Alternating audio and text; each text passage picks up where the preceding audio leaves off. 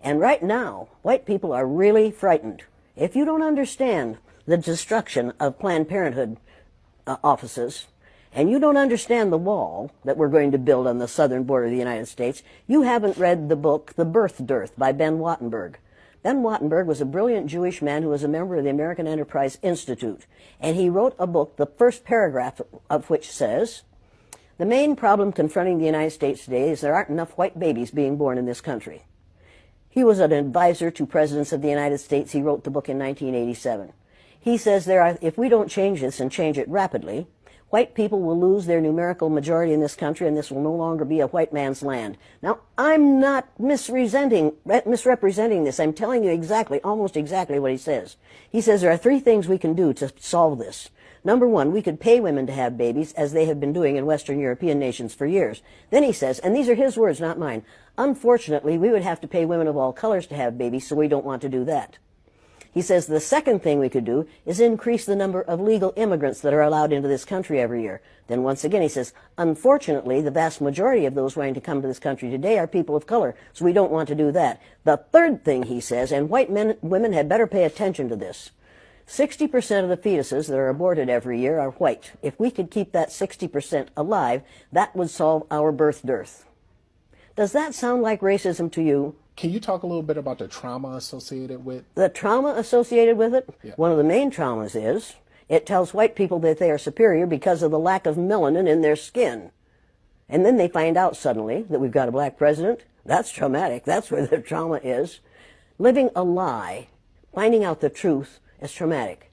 Finding out now, recently, that within 30 years, white people will be in the numerical minority in this country is going to be traumatic. White people are scared to death right now, particularly white males.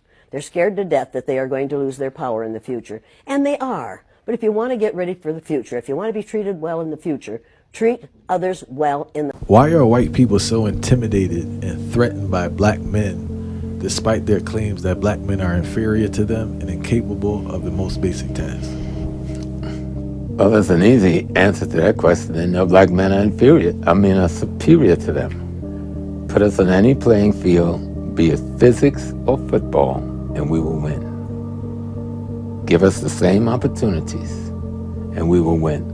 Because we come from a history of not trying to destroy and dominate the world, and you come from a history of trying to destroy and dominate the world.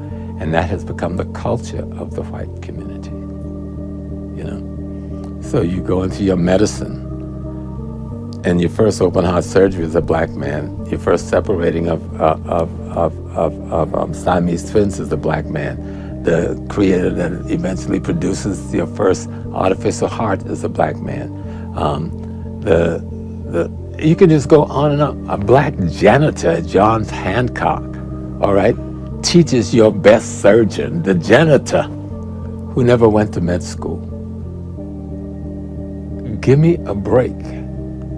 You got a TV set because of a black man. You got a cell phone because of a black man. You got a touchstone because of a black woman. You got the video game because of a black man. You've got the internet because of a brother from Ghana, Nigeria or Ghana, I think the brother's from. You got when we send messages on the computer. You know, like I'm gonna text you, what do you call it? Email. You have the email because of a black Indian man. And it's just all of the technology that you using was created for your corporations by African peoples. Yeah. All. So white folks, why don't we want to know black history? Are we afraid? Are the powers to be afraid that if we really learned to appreciate the history of black culture in this country, we would see an example of love, an example of excellence, and an example of humanity that we could actually learn from, that we would benefit from, because we don't have enough of that in our culture. Is that what we're afraid of? Are we afraid of losing our positioning in a culture that's more so about winning and positioning than about life and enjoying life? And that's the concern with missing out on Black History Month. Race for What, thanks to the idea of Maka Taylor, is interested in also seeing February as Black Future February. But we have to understand that history. We have to understand why we should appreciate these people that have done nothing to harm us, no matter how much harm we have done to them, and how we can learn from them how to be the best version of ourselves. So while this world is crumbling around us as white people are scrambling around during this time trying to figure out what should I stand for, how about stand back, learn some Black history, and appreciate and invest in Black future for February. So what's going on, everybody? I'm trusting that you're doing well today and you are welcome to the channel. I hope your life is going on well and I hope you are keeping safe and you are good of health. So guys, today's episode is quite interesting to me because I feel like our ancestors will be proud because this is the moment, this is the time that they could have been waiting for. And this is about the Black history, and this is about white people learning about what Black history is made of. And apparently, because right now they cannot agree to some aspects. See what? This is why I love this generation, because the kind of generation that we are in, people like to research, people like to read, they like closure. They like to be told this is what is happening on the ground. And right now, the white community, they're turning against each other because they are learning that since the beginning of time, they have been deceived, they have been lied to, they have been manipulated about the Black communities.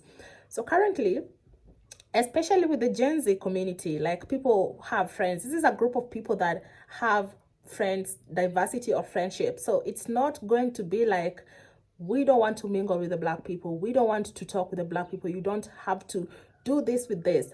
As much as that is still happening in some households, but still these kids are going forward and they need answers. And you have seen even with the intermarrying thing, like people are getting married with, Blacks and white, they're just mixing up. But right now, the truth is this is going to be rampant. It's going to be bad because the older generation is not getting it. Why the younger generation, the Gen Z generation, the millennials, maybe if I talk about millennials from maybe 93 to now to 1993 onwards or maybe 1994, 1990, something like that. This generation is trying to find information on who the Black people are and why they have been deceived for the longest period of time.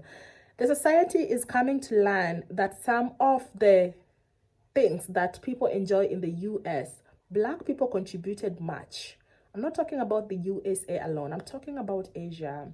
I'm talking about Europe. I'm talking about all those kind of continents and countries where Black people were shipped to be slaved, because let's say, for example, Black people used to work into the cotton fields. They used to pick up cottons. They used to work as rail builders. They used to work in the coal. They used to work in the industry and all that. So these people, the Black community, contributed large to what the Westernites, the West, is enjoying right now. We also have a fight going currently. Most of the Westernized people, the government, they want to put a hands on each and every other aspect that is going on in Africa. But then again, that is not the topic of today. Maybe we can discuss that another day. The topic of today is awakening. The generation is coming along and they want answers. This is a generation that you are not just going to tell them that this is bad for you, this person, this kind of a person, you need not to do this, this and that. They are going to read books, they are going to find out, and they are going to need answers. This is bringing rift. because at the end of the day, people feel like they've been deceived, they've been lied to most of the time. So I also feel like it's very important for Black community to teach the children about who they are made of, to teach the children the Black culture. You have seen initially when Aisha Speed came to Africa, it was amazing. Everything was just so perfect. And tell me, if a Black content creator dares to go maybe to the West, maybe to Europe, they will never be received with such kind of love. So even about students, or rather kids learning about what Africa is, because I'm wondering again, like, what type of history do people learn in the USA? Because for most of the schools in Africa, we are taught like everything about the agrarian revolution, we are taught about the slavery, but I feel like the schools in the Western countries, they are hiding this from the younger generation. They are hiding this from people. It is very important also for you to just take time and learn about your history, learn about where you came from. Maybe sometimes some people would say like, how is that gonna help me, something like that. Maybe it might not help, but I feel it is important so that you know that nobody is superior than you. So ladies and gentlemen, again, once if you're new here, my name is Yvonne, and you're welcome to being part of my online family. Please, the only way you can support me via this channel is by subscribing, like, comment. Let me know what you think about learning the Black history, and do you think the world is gonna take a turn once everyone is clear on this? Until next time.